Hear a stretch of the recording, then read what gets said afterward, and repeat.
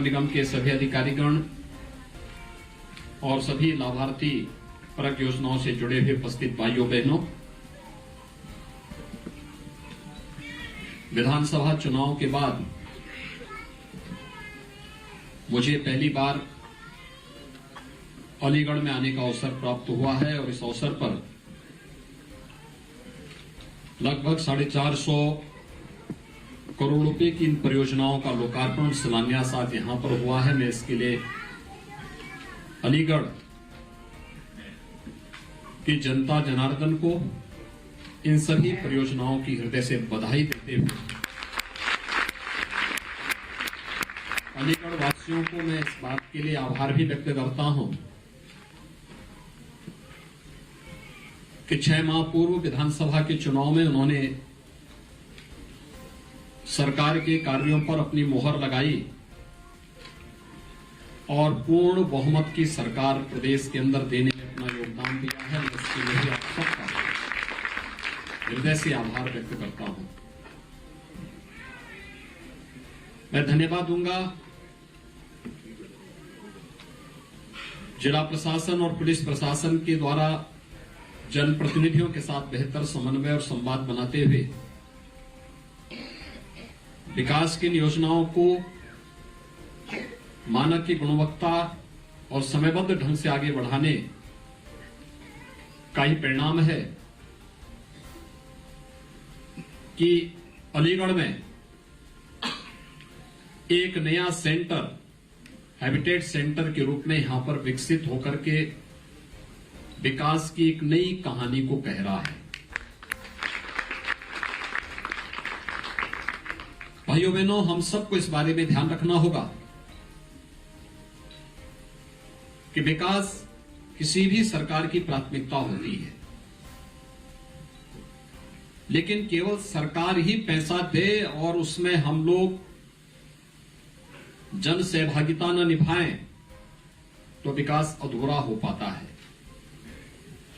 आम जन की सहभागिता जब इन सभी कार्यक्रमों के साथ जुड़ती है तो विकास की रफ्तार को भी तेज करता है और विकास की उन योजनाओं के माध्यम से आम जनमानस उन योजनाओं को एक नई ऊंचाइयों पर ले जाने में अपना योगदान देता है। स्मार्ट सिटी मिशन के अंतर्गत यह हैबिटेट सेंटर आपने देखा होगा, उसकी एक डॉक्यूमेंट्री यहां पर अभी कुछ देर पहले प्रस्तुत भी की गई थी। इस प्रकार के सेंटर की आवश्यकता यहां पर कई दिनों से थी, लगातार मांग हो रही थी। यह हम सबका सौभाग्य है कि आज प्रधानमंत्री मोदी जी के नेतृत्व में, उनके मार्गदर्शन में विकास की योजनाएं जिस गति के साथ पूरे देश के अंदर आगे बढ़ी है, वे इंफ्रास्ट्रक्चर की हो, लोक कल्याण की हो, युवाओं के उत्थान की हो, मातृशक्ति के सशक्तिकरण से जुड़ी हुई हो, बिना भेदभाव के समाज के प्रत्येक तबके को मिल रही है। बिना भेदभाव के योजनाओं का समाज के प्रत्येक तबके तक पहुंचना, और यही तो है उनका मंत्र, सबका साथ और सबके विकास का। बिना भेदभाव के सभी योजनाओं का लाभ हर व्यक्ति तक पहुंचे। स्मार्ट सिटी मिशन के अंतर्गत हैबिटेट सेंटर 170 4 व्हीलर को पार्किंग की व्यवस्था भी यहां पर दी गई है। अच्छे कॉन्फ्रेंस रूम बनाए गए हैं। पूरे सिटी के ट्रैफिक की व्यवस्था और साथ साथ सेफ सिटी के अंतर्गत हर व्यक्ति को, हर बेटी को, हर बहन को सुरक्षा की गारंटी ये भवन यहां से देना प्रारंभ करेगा। यहां पे शॉपिंग कॉम्प्लेक्स होंगे, अच्छे सेंटर होंगे, लोग खरीदारी भी कर पाएंगे और यहां के विकास से संबंधित एक सकारात्मक पहल को आगे बढ़ाने के लिए या एक ऑडिटोरियम भी यहां पर दिया गया है। मैं इसके लिए स्मार्ट सिटी मिशन से जुड़े हुए सभी अधिकारियों को और महापौर जी को भी हृदय से धन्यवाद देता हूं कि उनके सकारात्मक सहयोग के कारण आज एक कार्यक्रम इतने अच्छे ढंग से आगे बढ़ा है। यह अपने आप में एक यूनिक चीज है। हम अपने कार्यक्रमों को और अपने सिटी को कैसे रखना चाहते हैं। अभी आपने देखा होगा यहां पर हम लोगों ने बहुत सारी योजनाओं को किस रूप में आगे बढ़ाया है। हम लोग जाते हैं, ये नवजात शिशु थे जिनका अन्नप्राशन का कार्यक्रम यहां संपन्न हो रहा था, और कितनी मजबूत यानी किस विश्वास के साथ आया था, और उस विश्वास को बनाए रखना हम सबकी सामूहिक जिम्मेदारी होती है। कहीं भी समाज में कोई कुरीति है, कोई दुर्व्यवस्था है, कोई अव्यवस्था है, कोई अराजकता है, पूरे समाज को मिलकर के उसके खिलाफ खड़ा होना होगा, कुपोषण के खिलाफ खड़ा होना होगा। ट्यूबरक्लोसिस जैसी बीमारी के खिलाफ सरकार की योजना है। ये हमारी भी जिम्मेदारी बनती है कि कोई व्यक्ति टीबी से ग्रसित है, हम उसे तत्काल जिला प्रशासन के संज्ञान में ला करके, सीएमओ के संज्ञान में उस व्यवस्था को ला करके उस व्यक्ति को उस योजना के साथ जोड़े। अगर वो नियमित उपचार कराएगा, उसमें 500 रुपए भी एक समय तक उस व्यक्ति को उपलब्ध कराए जाते हैं पौष्टिक आहार के लिए। वो ठीक हो सकता है, एकदम ठीक हो सकता है, लेकिन हमें समय से उसके उपचार को आगे बढ़ाना पड़ेगा और नियमित रूप से उसकी समीक्षा करनी पड़ेगी। पोषण मिशन के अंतर्गत योजना है, आपने देखा होगा अभी 2 युवाओं को हम लोगों ने शासन के स्तर पर स्मार्टफोन और टैबलेट भी उपलब्ध कराया है। उत्तर प्रदेश का हर युवा तकनीकी दृष्टि से सक्षम हो सके, इस दृष्टि से स्नातक और परास्नातक के हर युवा को स्मार्टफोन और टैबलेट शासन स्तर पर वितरण करने की व्यवस्था है। हमारा ये युवा किसी भी प्रतियोगी परीक्षा में आगे बढ़ सके, इसके लिए अभ्युदय कोचिंग की व्यवस्था के माध्यम से उसे जोड़ करके सक्षम बनाने की कार्रवाई को आगे बढ़ाया जा रहा है। बहुत सारे युवा इसके साथ जुड़ रहे हैं। जिला प्रशासन के अधिकारी, जो नए हमारे अधिकारी आ रहे हैं, वे उस ट्रेनिंग के साथ जुड़ते हैं, उन बच्चों को गाइड करते हैं, उनको बताते हैं कैसे इन कार्यक्रमों को आगे बढ़ाया जा सकता है। और इसीलिए जैसे ये सभी कार्यक्रम मिलकर के कार्यक्रम आगे बढ़ रहे हैं, जनप्रतिनिधिगण योजनाओं को बनाने में योगदान देते हैं, प्रशासन उसको इंप्लीमेंट करता है। जब आम जनमानस की सहभागिता उसके साथ जुड़ जाती है तो उसके परिणाम उसी प्रकार से मजबूती के साथ देखने को मिलते हैं जैसे हैबिटेट सेंटर में इस रूप में हम सबको देखने को यहां पर प्राप्त हुआ। और मैं चाहूंगा ये हैबिटेट सेंटर अलीगढ़ को एक पहचान दिलाने वाले स्वर्गीय बाबू कल्याण सिंह जी के नाम पर जाना जाना चाहिए। बाबू कल्याण सिंह जी ने प्रदेश के अंदर सुरक्षा का वातावरण कैसे होना चाहिए,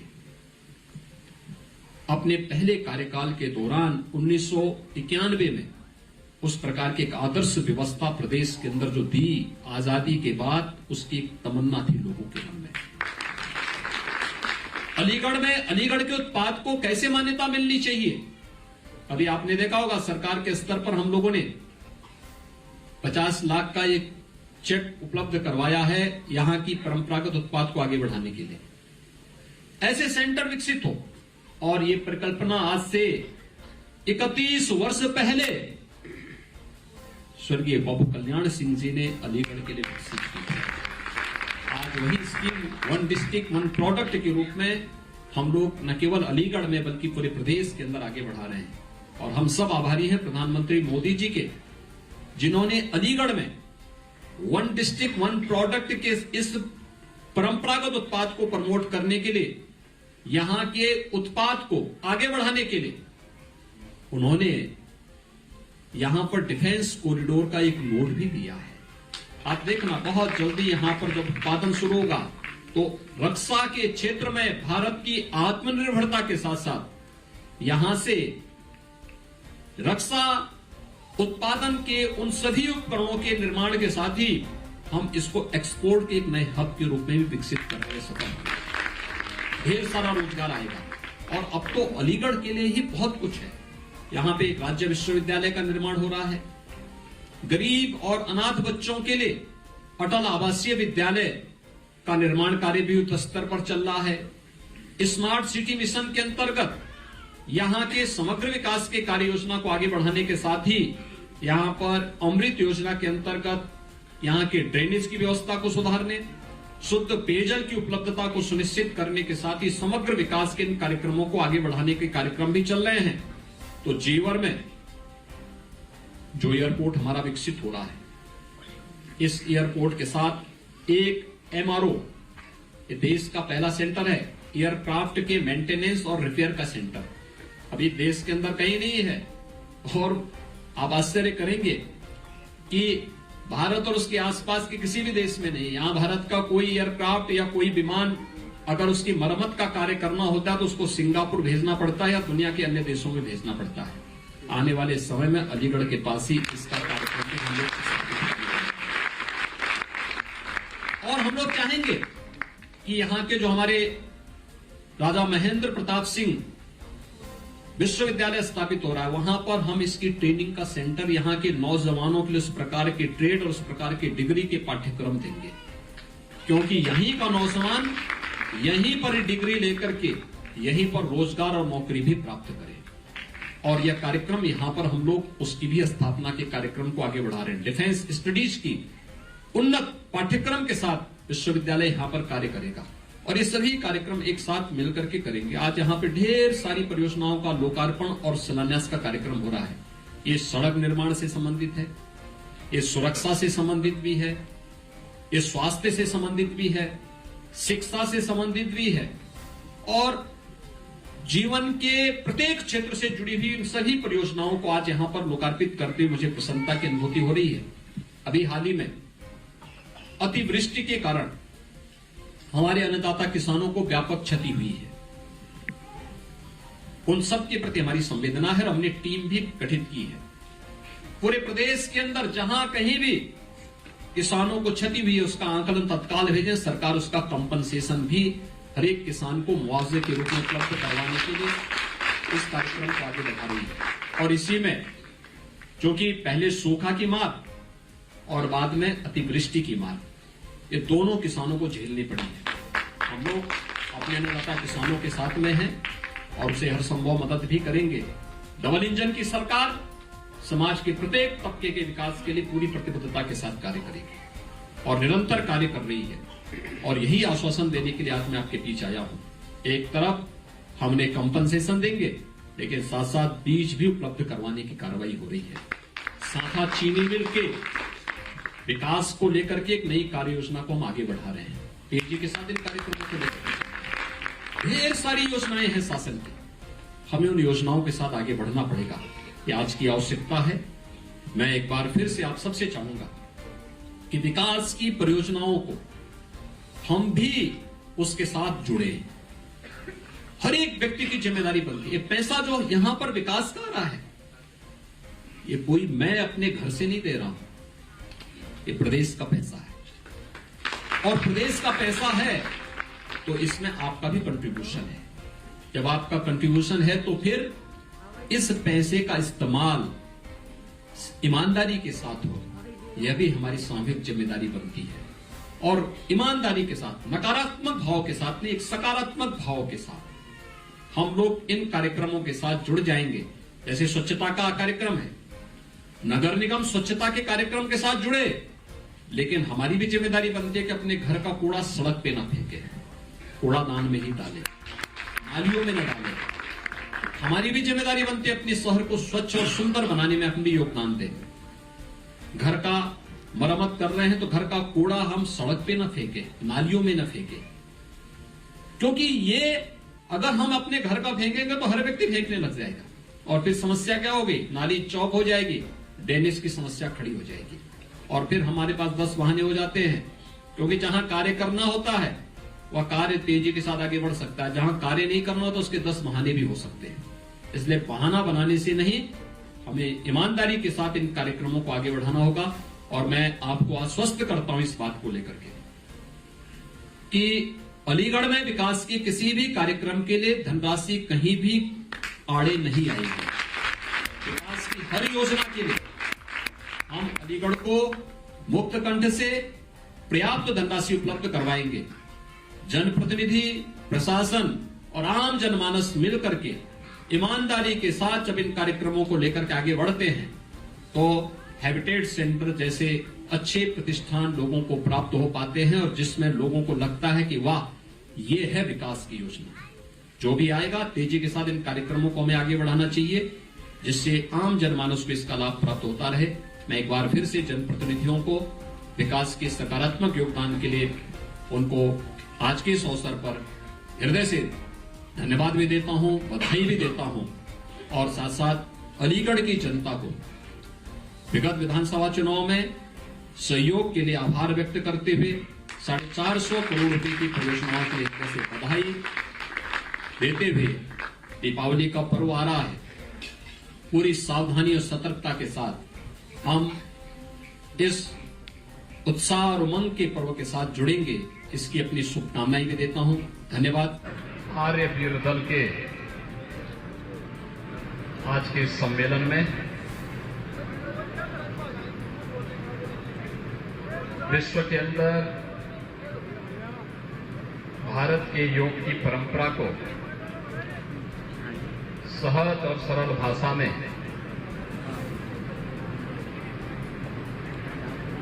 पहुंचाने वाले योग गुरु पूज्य स्वामी रामदेव जी महाराज, प्रदेश सरकार में मेरे सहयोगी मंत्रीगण श्री धर्मपाल सिंह जी, श्रीमती गुलाब देवी जी, श्री संजय गंगवार जी, पूर्व मंत्री और बागपत से लोकप्रिय सांसद डॉक्टर सत्यपाल सिंह जी, जिला पंचायत के अध्यक्ष डॉक्टर शेफाली सिंह जी, महापौर मुरादाबाद से विनोद कुमार अग्रवाल जी, माननीय विधायक रितेश गुप्ता जी, हरि सिंह ढिल्लो जी, सत्यपाल सैनी जी, जयपाल सिंह व्यस्त जी, गोपाल अंजान जी, पूर्व सांसद कुंवर सर्वेश सिंह जी,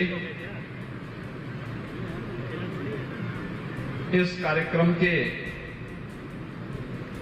आयोजक श्री ज्ञानेंद्र गांधी जी, राजीव गुलाटी जी, ज्योतिष्ना गुलाटी जी, सुरेश जैन जी, सुरेश चंद आर्य जी, आचार्य पंकज जी, ओम प्रकाश जी और बड़ी संख्या में यहां पर उपस्थित प्रदेश के सभी 75 जनपदों से आए हुए सभी आर्यवीर भाइयों बहनों, मैं आप सबका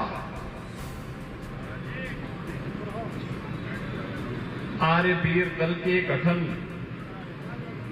और इसके संस्थापक स्वामी नारायण स्वामी जी के इस पावन कर्मभूमि पर आप सबका मैं हृदय से अभिनंदन करता हूं। हम सब जानते हैं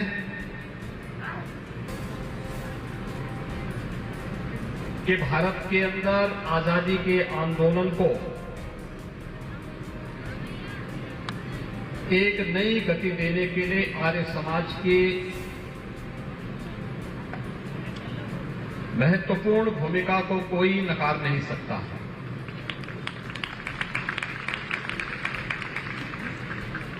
स्वदेशी हो या क्रांतिकारियों की एक बड़ी टीम आजादी के आंदोलन के साथ नेतृत्व देने के लिए उस कालखंड में खड़ा करने में आर्य समाज ने बड़ी भूमिका का, सबसे बड़ी भूमिका का निर्वहन किया था।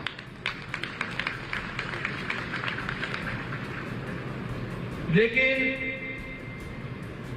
जो कुछ विसंगतियां थीं, उनका परिमार्जन करने के लिए जब स्वामी सरदानंद जी महाराज ने शुद्धि के आंदोलन को आगे बढ़ाने का कार्य किया और शुद्धि के अभियान के विरोधी कुछ विधर्मियों ने जब उनकी निर्मम हत्या कर दी तब नारायण स्वामी जी ने इस आर्य वीर दल का गठन किया था, इस आर्य धर्म को बचाने के लिए। उससे पहले भी आर्य समाज के अनेक ऐसे पुरोधाओं को विधर्मियों के उन षड्यंत्रों का शिकार बनने के लिए मजबूर होना पड़ा था।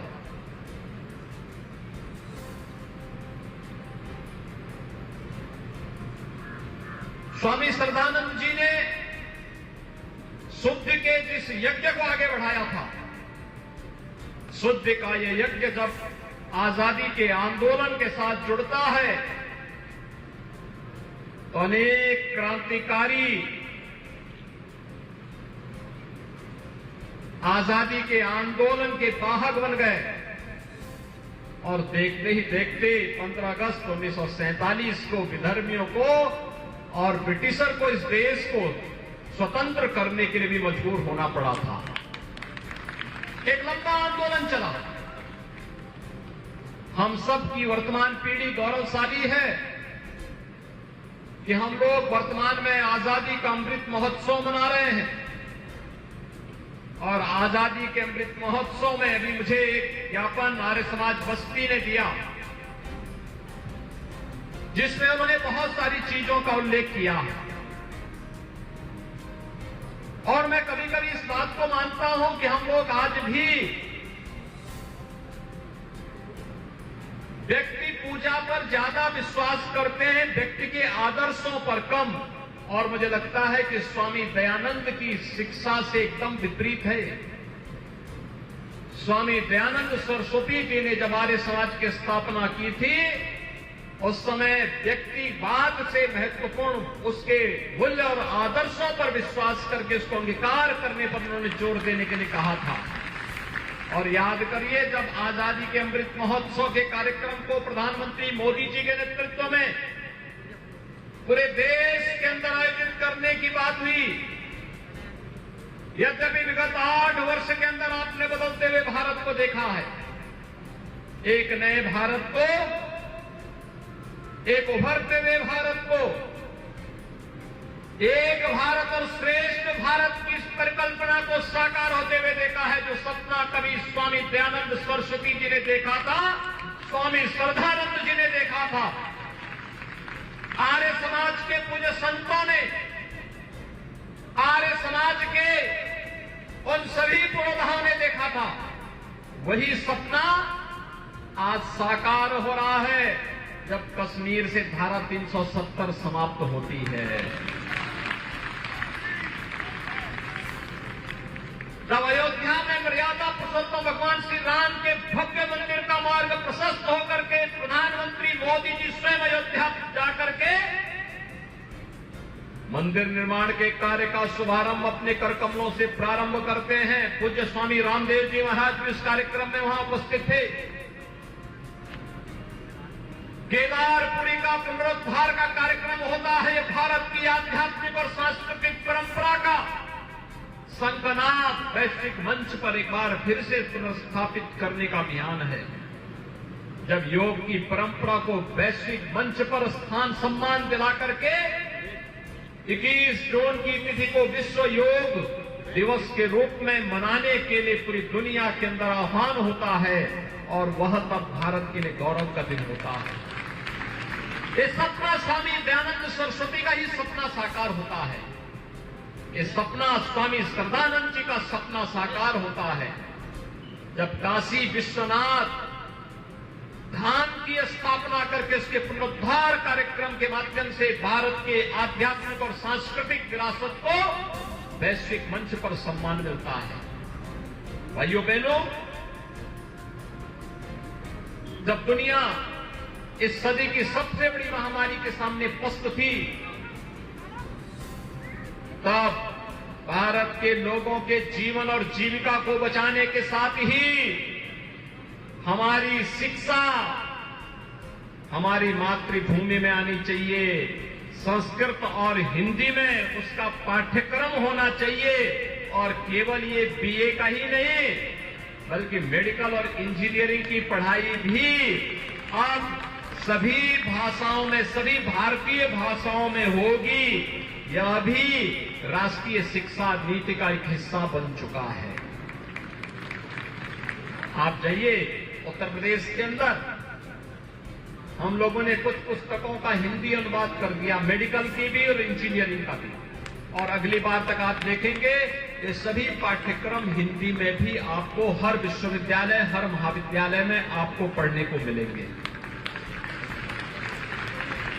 ये भी महर्षि दयानंद सरस्वती का ही राष्ट्र गौरव के गोदकार हिंदी के गौरव को अनुभूति कराने वाला क्षण है। आपने देखा होगा 15 अगस्त को प्रधानमंत्री जी ने लाल किले की प्राचीर से देशवासियों को पंचप्रण की प्रेरणा दी थी। उस पंचप्रण में एक विरासत के सम्मान का भी है और महर्षि दयानंद सरस्वती की विरासत पर भी हर भारतवासी गौरव की अनुभूति करता है। हम महर्षि दयानंद सरस्वती को स्मरण कर रहे हैं इसलिए क्योंकि वे हमारी विरासत के हिस्से हैं और इसीलिए उस पर गौरव की अनुभूति की प्रेरणा कौन दे रहा है? ये प्रधानमंत्री मोदी जी ही दे रहे हैं। उन्होंने कहा है गुलामी का कोई भी चिन्ह न रहे लेकिन विरासत पर गौरव की अनुभूति भी होनी चाहिए। स्वामी रामदेव जी जो काम कर रहे हैं, आत्मनिर्भर भारत की परिकल्पना को साकार करना है, ये भी पंचप्रण के अंदर आता है। और स्वामी जी जब आयुर्वेद की दवाओं को और उत्पादों को भारतीय बाजार में प्रस्तुत करके विदेशी कंपनियों को चुनौती देते हैं तो यह भी आत्म गौरव की अनुभूति कराने वाला क्षण हम सबके सामने होता है। भाइयों बहनों, यही स्थिति आज यहां पर की जा रही है। आप सब देख रहे होंगे वर्तमान में हम लोग उत्तर प्रदेश के अंदर एक योजना चला रहे हैं, मुख्यमंत्री सामूहिक विवाह की योजना, बिना भेदभाव की। अगर शुद्धि का आंदोलन नहीं चला होता, विधवा विवाह, बाल विवाह को समाप्त करके और विधवा विवाह की अनुमति हिंदू समाज में नहीं होती, क्या इस प्रकार के आयोजन संभव हो पाते? आज हम लोग चला रहे हैं 2 लाख से अधिक सामूहिक विवाह के कार्यक्रम प्रदेश के अंदर संपन्न हो चुके हैं। 2 लाख जोड़ों का जन सहयोग से और सरकार के सहयोग से। कृषि में स्वदेशी तकनीक उपयोग हो, और अब तो आपने देखा होगा प्रधानमंत्री मोदी जी ने प्राकृतिक खेती को, गौ आधारित खेती को पूरे देश के अंदर युद्ध स्तर पर आगे बढ़ाने के लिए भी एक नए कार्यक्रम की शुरुआत की है। यूनियन बजट का हिस्सा इसको बना दिया है। अकेले उत्तर प्रदेश के अंदर हम लोग 1,10,000 हेक्टेयर खेती में हम लोगों ने प्राकृतिक खेती प्रारंभ कर दी है। अगले 1 वर्ष के अंदर 1 लाख हेक्टेयर खेती को फिर से इसके साथ हम जोड़ने की कार्रवाई को आगे बढ़ा रहे हैं। यानी विषमुक्त खेती में विष से मुक्त खाद्यान्न तो पैदा होगा ही होगा, हमारी गौ माता की रक्षा भी उसी में छुपी हुई है, उसी में गौ माता की रक्षा भी होगी। अब गौ माता की जय बोलने से जय जयकार नहीं होने वाला है, उसके इस आस्था का सम्मान करने के लिए हमें उस प्रकार के कार्यक्रम के साथ जुड़ना ही होगा। और प्राकृतिक खेती उत्तम साधन है। पूरे देश के अंदर हर राज्य में एक नई प्रतिस्पर्धा प्रारंभ हुई है कि हमें प्राकृतिक खेती के साथ जुड़ना चाहिए। और आज जो कार्यक्रम भी तेजी के साथ आगे बढ़ा है, और साथ साथ मैं आपको बता ही रहा था, आयुष पद्धति को देश के अंदर मिलना सम्मान पहली बार ये हुआ है। योग को, आयुर्वेद को, प्राकृतिक चिकित्सा को, यूनानी, सिद्धा, इन सभी परंपरागत चिकित्सा पद्धतियों को भारत के अंदर सम्मान मिला है और इसके लिए आयुष मंत्रालय का गठन भी प्रधानमंत्री मोदी जी ने ही किया है। भाइयों बहनों, ये जो नया भारत है, ये नया भारत अपने ऋषि मुनियों की परंपरा पर गौरव की अनुभूति करता है। ये नया भारत हमें केवल एक सैद्धांतिक ज्ञान तक ही सीमित नहीं रखता है। ये नया भारत तो हम सबको एक और माता भूमि पुत्रोहम पृथिव्या के इस पवित्र भाव के साथ हम सबको जोड़ता है, तो दूसरी तरफ इसको हम अपने व्यवहारिक जीवन में कैसे अंगीकार कर सकते हैं, इसकी भी एक नई प्रेरणा हमें प्रदान करता है। और आज हम सबको इस बारे में ध्यान रखना होगा कि हम सब जब संस्कारवान होंगे, अपनी मातृभूमि के प्रति जब हमारे मन में एक भावनात्मक लगाव होगा, अपनी विरासत के प्रति सम्मान का भाव होगा, आत्मनिर्भर भारत की परिकल्पना को साकार करने का एक जज्बा होगा, तो परिणाम अपने आप ही सामने आएंगे। और परिणाम को प्राप्त करने के लिए परिक्रमा नहीं, पुरुषार्थ की आवश्यकता पड़ती है, पुरुषार्थ। और उस पुरुषार्थ के लिए आप सभी आर्य जनों का आह्वान करूंगा मैं, आप सभी प्रदेश के अंदर इस सकारात्मक भाव को आगे बढ़ाने में, ऋषि परंपरा के इन सभी भावों का प्रचार प्रसार करने में अपना योगदान दें। आने वाला समय भारत का समय है। वर्तमान समय में वैश्विक मंच पर कहीं कोई समस्या खड़ी होती, कोई क्राइसिस होती है, दुनिया भारत के अंदर देख रही है, प्रधानमंत्री मोदी जी के नेतृत्व पर विश्वास कर रही है।